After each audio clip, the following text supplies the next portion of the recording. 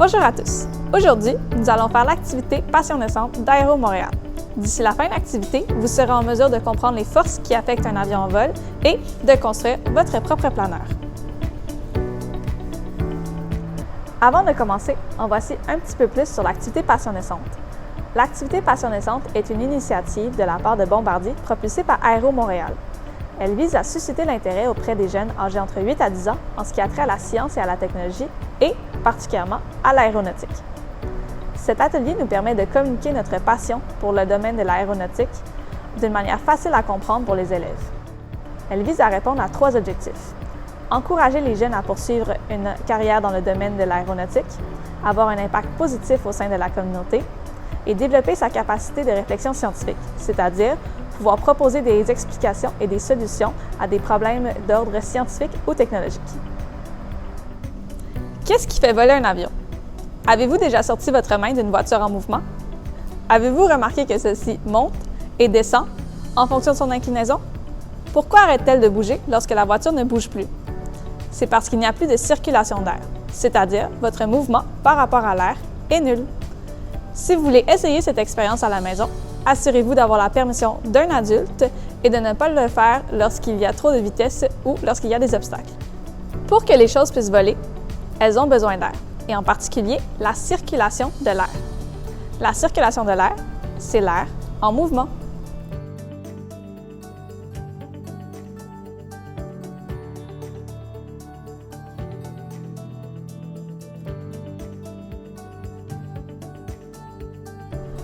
En plus de la circulation de l'air, nous avons besoin de 2 forces pour faire voler un avion, soit la poussée et la portance. La poussée est causée par les moteurs de l'avion qui propulsent l'avion vers l'avant. Lorsque l'air circule au-dessus et en dessous des ailes de l'avion, cela crée la portance. La portance est la force qui entraîne les objets vers le haut, comme la main inclinée à l'extérieur de la voiture. Qu'ont en commun ces objets? Allons voir! Il s'agit des moteurs. Les moteurs sont ce qui permet à l'avion de se déplacer vers l'avant. Et maintenant, qu'ont en commun ces objets? Allons voir. Il s'agit des ailes.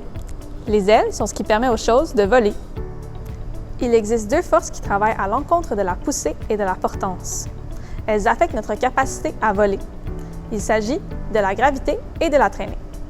La gravité est la force qui tire les objets vers le bas sur Terre. La traînée est la force aérodynamique qui s'oppose au déplacement de l'avion. Elle est produite par toutes les parties de l'avion. Comment? Parce que toutes les parties de l'avion sont en contact direct avec l'air. C'est le mouvement de l'air par rapport à l'avion qui cause la traînée. La gravité, c'est bon ou mauvais? Lors d'un vol, c'est une bonne et une mauvaise chose. C'est une mauvaise chose car ça complique la situation pour faire décoller un avion du sol et pour le faire aller plus haut dans les airs. Pensez à quand vous montez un escalier. Tout l'effort que vous y mettez est utilisé à lutter contre la gravité. C'est le même principe pour un avion qui doit lui aussi lutter contre la gravité lors de son décollage. C'est une bonne chose car elle nous permet de revenir au sol. Reprenons l'exemple de l'escalier. L'effort demandé est beaucoup plus bas lorsque vous descendez d'un escalier. C'est parce que vous travaillez dans le même sens que la gravité. Ainsi, la gravité réduit l'effort demandé à l'avion pour revenir au sol. La traînée, c'est bon ou mauvais? Tout comme la gravité, lors d'un vol, la traînée est une bonne et une mauvaise chose. C'est une mauvaise chose car elle nous ralentit et rend le décollage plus difficile. C'est une bonne chose car elle nous ralentit lorsque vient le temps d'atterrir. Sans la traînée, nous arriverions trop vite à la piste d'atterrissage. Comme vous l'avez déjà appris, la traînée est la force qui ralentit le mouvement de l'avion vers l'avant. Si vous essayez de déplacer une pile de livres au sol, celle-ci sera difficile à tirer. Cependant, si vous placez les livres dans un chariot, ils seront plus faciles à déplacer étant donné que la friction au sol est moins grande. C'est important pour un vol car il y a des choses qui s'opposent au mouvement de l'avion, comme le vent. Il y a donc 4 forces qui affectent le vol d'un avion, soit la poussée, la portance, la gravité et la traînée. Nous sommes maintenant prêts à construire notre planeur. Celui-ci devra utiliser le mieux possible les 4 forces afin d'optimiser son vol. Il devra donc être léger, aérodynamique, avoir de grandes ailes et avoir une bonne poussée.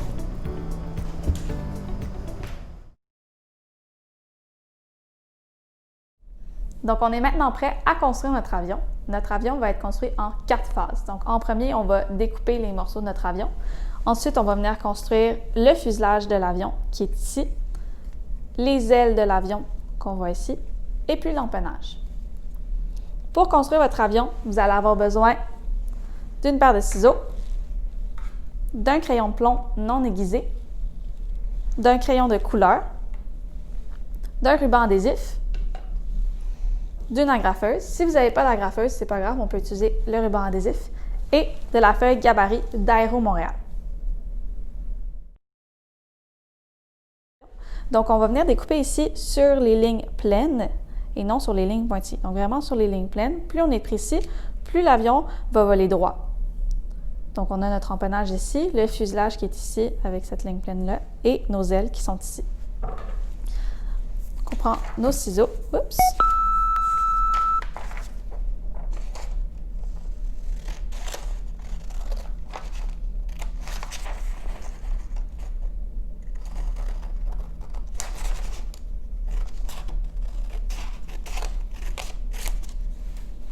Donc, on a nos ailes qui sont prêtes. Ça ici, c'est les instructions, on n'en aura pas besoin plus tard.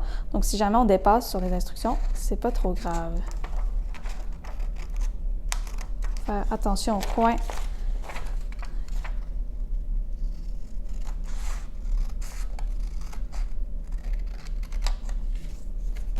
OK, le fuselage.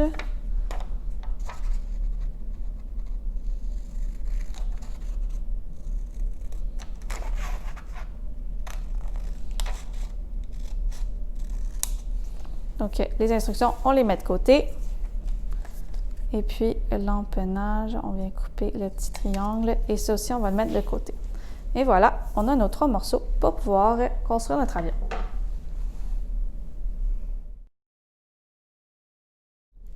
Donc, on va commencer par construire le fuselage de notre avion. Pour le construire, vous allez avoir besoin du papier collant, d'un crayon de couleur, d'un crayon de plomb non aiguisé.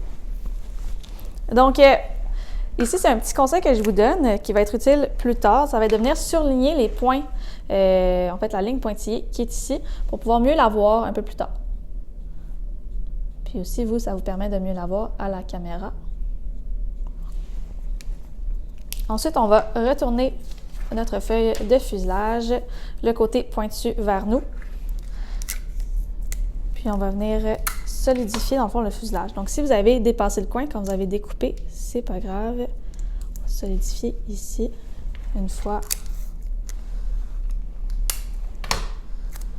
2 fois. Et voilà. Donc, j'ai vraiment mis mon papier collant ici et ici. Ensuite, on va venir prendre notre crayon de plomb, puis on va venir enrouler le fuselage autour du crayon de plomb. On va essayer que ce soit le plus droit possible, donc vraiment que la ligne ici reste droite avec l'autre ligne et que ce soit le plus serré possible. L'objectif, c'est qu'à la fin, on ne soit pas capable de sortir le crayon ou qu'on ait plutôt de la difficulté à le glisser à l'extérieur. Donc on roule, on roule, on roule, on reste le plus droit possible. Et une fois au coin, on fait attention, on le solidifie pour ça ici. On va le ramener.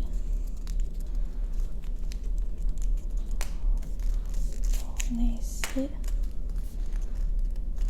Faire attention pour que ce soit bien droit. Et puis, on termine de rouler. Là, c'est pratique habituellement quand vous avez déjà découpé des morceaux de papier collant. On va venir placer le papier collant d'un côté, puis on va venir resserrer ici. Même chose de l'autre côté. OK, papier collant sur le côté.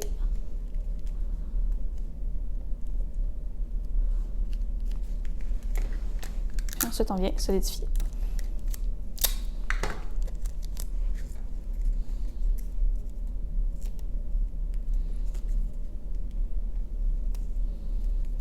Et voilà, puis vous remarquez aussi, si je tourne mon fuselage, le crayon ne tombe pas, donc je vais pouvoir venir le sortir avec mes mains.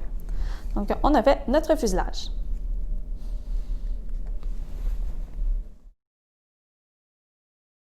Donc, on est maintenant prêt à construire les ailes de notre avion. La première chose qu'on va venir faire, ça va être écrire notre nom ou encore le nom du planeur.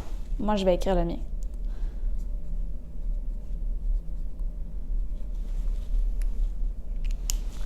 Ensuite, on va venir plier sur les lignes 4, 5 et 6 vers l'intérieur, donc de l'autre côté de la feuille. Moi, je viens plier de ce côté-ci. On voit le pointillé ici. Ensuite, une autre fois. On va essayer que ce soit le plus droit possible pour éviter de débalancer l'avion. Puis, une dernière fois sur le 6.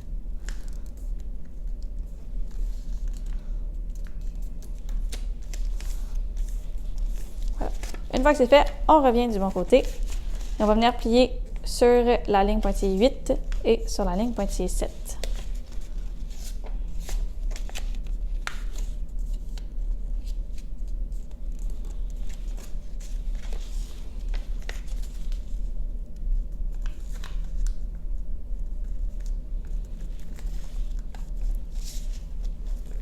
Ensuite, pour assembler, on va prendre notre fuselage.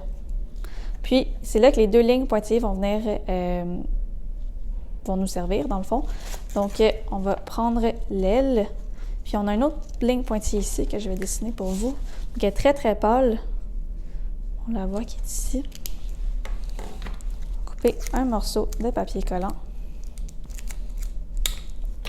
Puis, on va venir coller l'aile sur le dessus de notre avion, entre les deux lignes pointillées.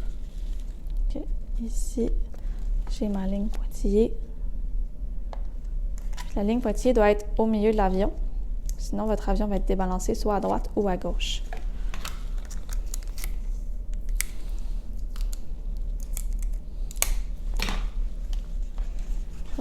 De l'autre côté. Ici aussi. Ensuite, moi, je viens solidifier en arrière pour éviter que les ailes soient courbées. Juste un petit papier collant comme ça ici pour solidifier. Et voilà, on a les ailes de notre avion.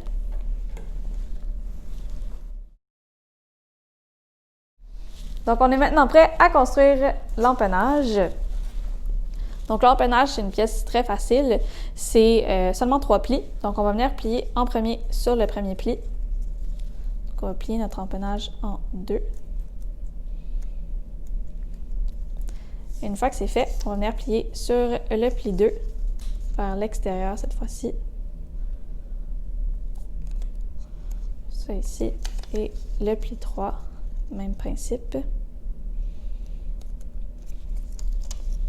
Donc, quand vous tenez le tout ensemble, vous devriez avoir empennage écrit, puis comme une forme de T ou d'un Y. Ensuite, on va prendre notre planeur, puis on va venir placer l'empennage au bout du planeur. Donc, Aéro Montréal, c'est le devant du planeur, puis la partie où il n'y a rien écrit, c'est l'arrière du planeur. Donc, quand on vient placer l'empennage, on va venir s'assurer que les deux morceaux sont égales. Puis, on a deux choix. Soit qu'on vient coller les deux morceaux avec une agrafeuse, comme ça ici ou vers le haut, ou encore avec du papier collant. Moi, j'ai déjà coupé mes morceaux de papier collant. Donc, on s'assure que c'est assez serré, que c'est droit. Comme ça ici. Je viens plier de l'autre côté de mon empennage. Et puis, je viens venir faire la même chose de l'autre côté, comme ça. On vient pincer un peu.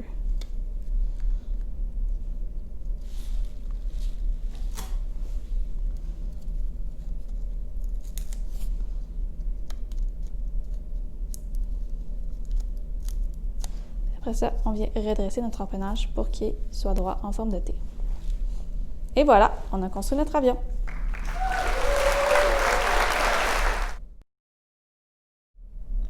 Donc, on a terminé de construire notre avion. On va pouvoir aller tester, voir si elle vole bien. Une fois que ça va être fait, on va pouvoir venir améliorer notre avion. Donc, on peut travailler sur les 4 forces qu'on a vues Dans la portion théorique, donc on va pouvoir travailler sur la poussée, la portance, la gravité et la traînée. Donc, différentes façons de travailler. Par exemple, on pourrait travailler sur la portance en inclinant les ailes à un autre angle ou l'empennage. On pourrait venir travailler sur la gravité en mettant un poids à l'avant, à l'arrière. Donc, il y a tout plein de choses qu'on peut faire. Sur la traînée, en essayant d'améliorer l'aérodynamisme de notre avion. Et puis sur la poussée, en trouvant des nouvelles façons de pousser notre avion et de lui donner un élan vers l'avant. Cette activité vous a plu? Vous aimeriez faire carrière dans l'aéronautique? Il existe dans le domaine de l'aérospatial des carrières pour tous les types de talents. Selon Aéro Montréal, au Québec, 1 personne sur 102 détient un emploi en aérospatial.